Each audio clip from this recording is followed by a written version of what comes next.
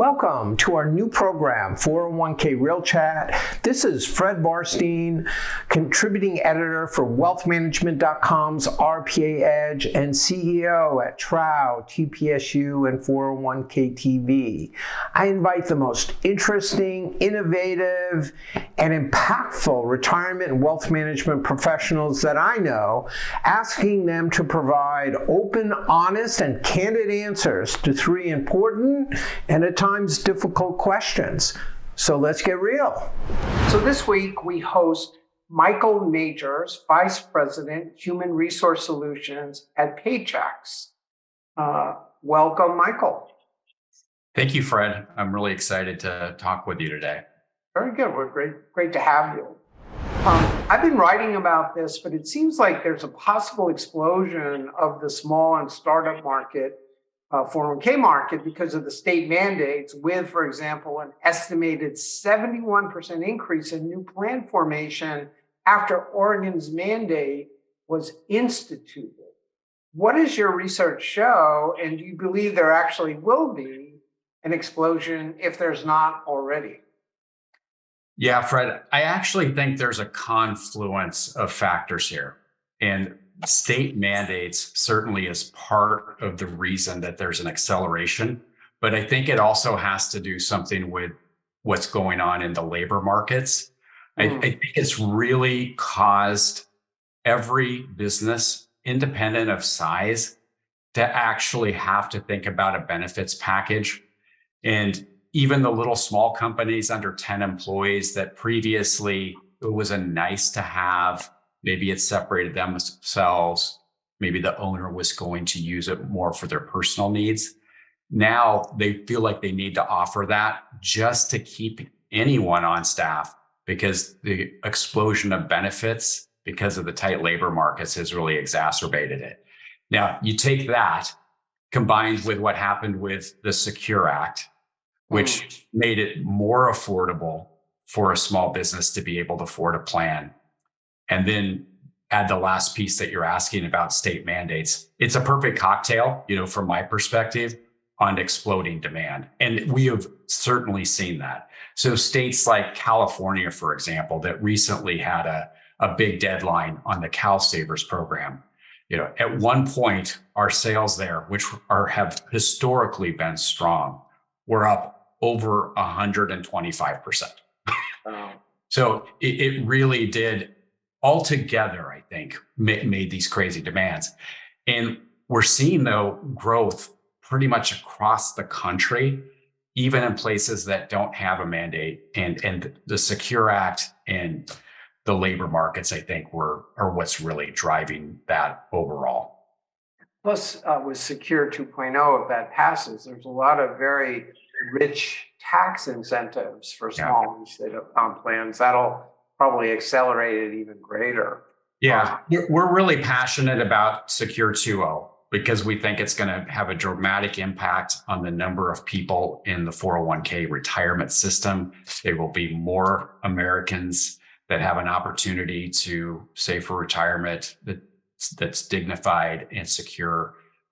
I think it would far surpass anything that we've seen just because of state mandates. I think it would So really pour some gasoline on the overall fire that's already burning. Right. So Paychex, I heard, recently passed the 100,000 plan market. Congratulations. That's a lot of plans. Yeah. And I reported 22,000 sold in the last 12 months.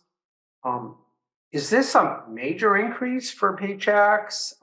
And if so, why on that? And then, tell us a little, I've heard that PEPs are a big part of your sales strategy, and they're a large percentage on that. So can you just comment on what's going on at Paychex? It sounds pretty exciting. Yeah. Retirement sales have, the moment before the pandemic hit, we were growing in double digits. And then there was a brief number of months where it got challenging because no one wanted to talk about setting up a plan when the pandemic was in the early innings. But what we found since then is growth has pretty much exploded. It's, the double digit growth that we were seeing has jumped 20, 30, 40%, depending on the time frame since then. And so we've definitely seen demand significantly increase. We also launched the PEP, which I think played a part of that, because when we sit down with a business owner or a human resource executive and you show them a SEP and then you juxtapose it with a PEP and just talk about the differences, we're seeing at least 2/3 of the time they will choose the PEP if it's for a startup plan.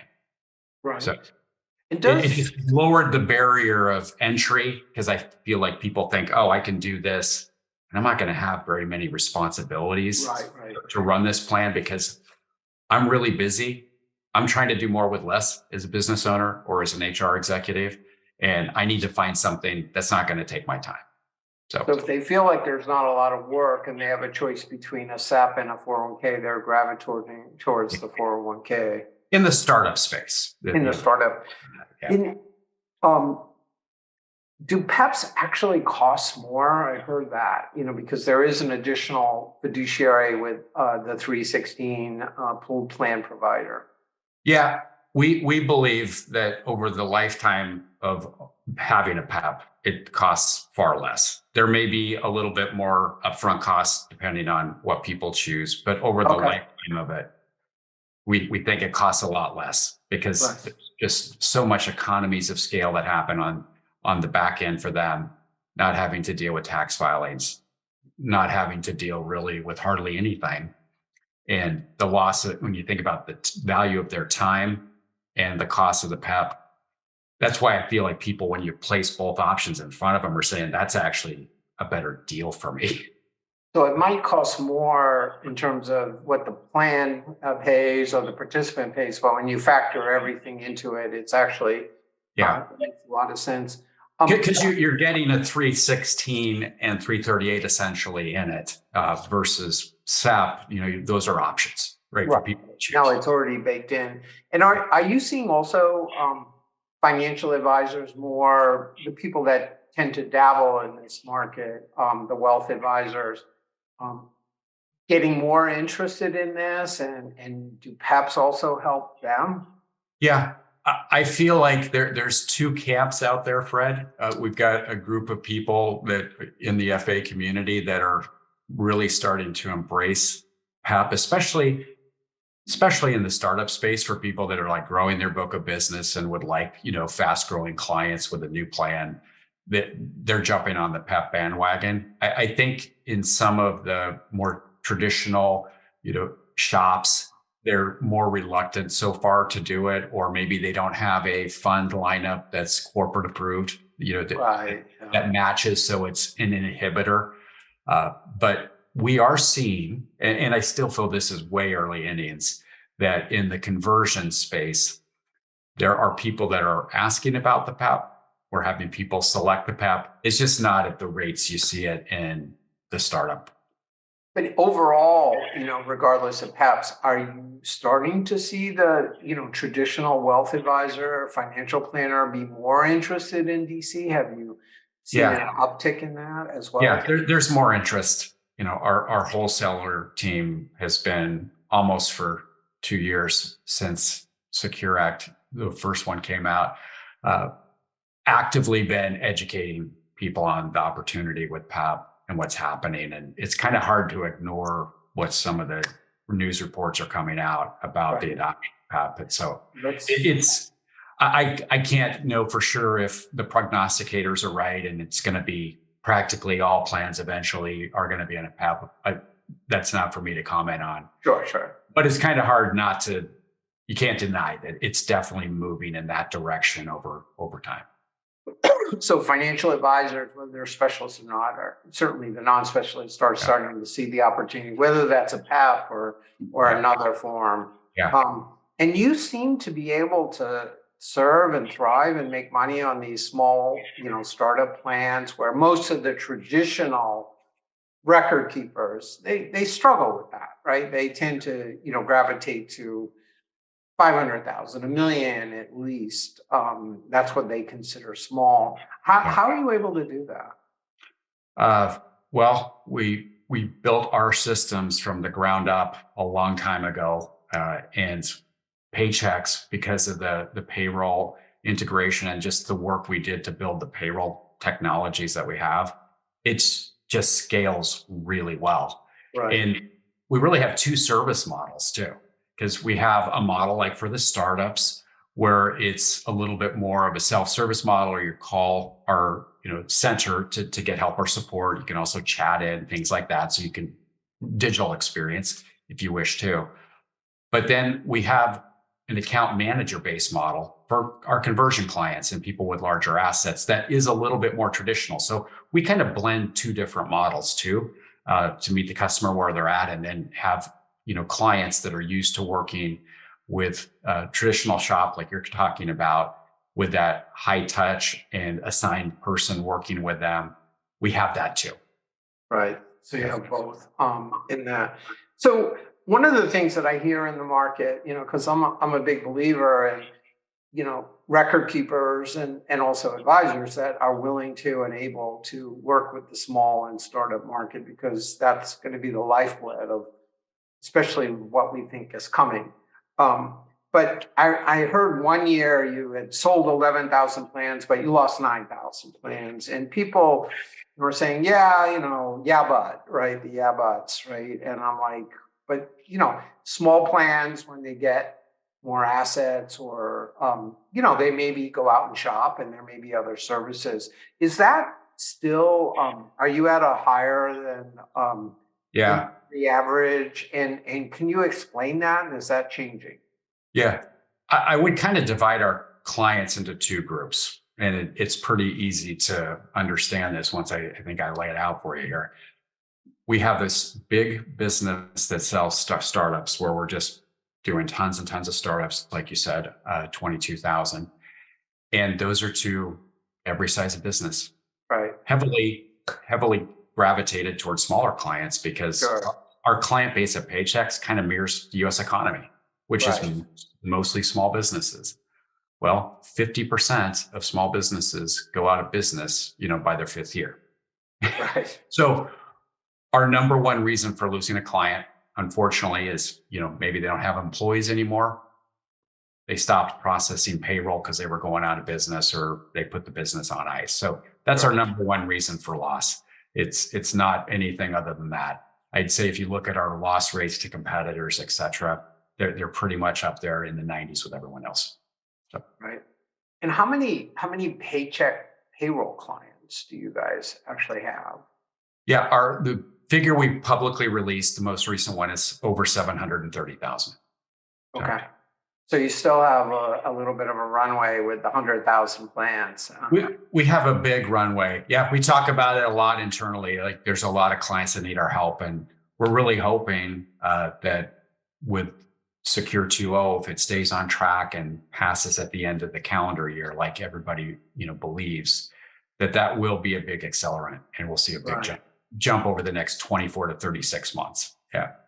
And how many wholesalers / salespeople do you have dedicated to the 401k defined contribution market? Yeah, my sales organization, including the wholesalers for 401k, is, I think, close to 450 people. Wow. Yeah. And how many that are actually in the field, working with clients and advisors? Over 350.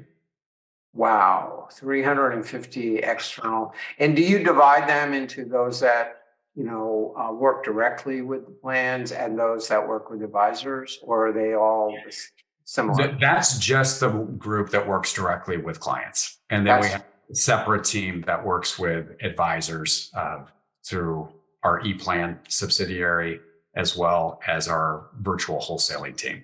So. And how many external salespeople in total do you have working with advisors? How large is that group? That we have a full-time group that's in the 20 plus range. Yeah. That work with advisors. And they're all virtual now. We moved away from traditional field to virtual once COVID happened. And I see. They're a very productive group. Yeah, it sounds like it. And do you know what percentage of your sales are coming direct and what are coming through advisors overall? I do know that we don't release it for competitive reasons, but we're having a huge increase in our FA referred business. It's double-digit plus increases the last couple of years. So that team has come a long way. I think we've evolved a lot over the last couple of years.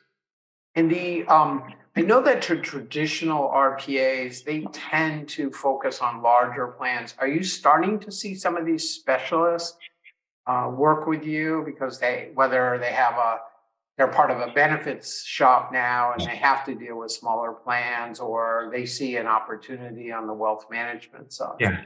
I feel like there's a renaissance of people understanding that these are great opportunities to get a business owner and maybe some wealth management opportunities. Yeah.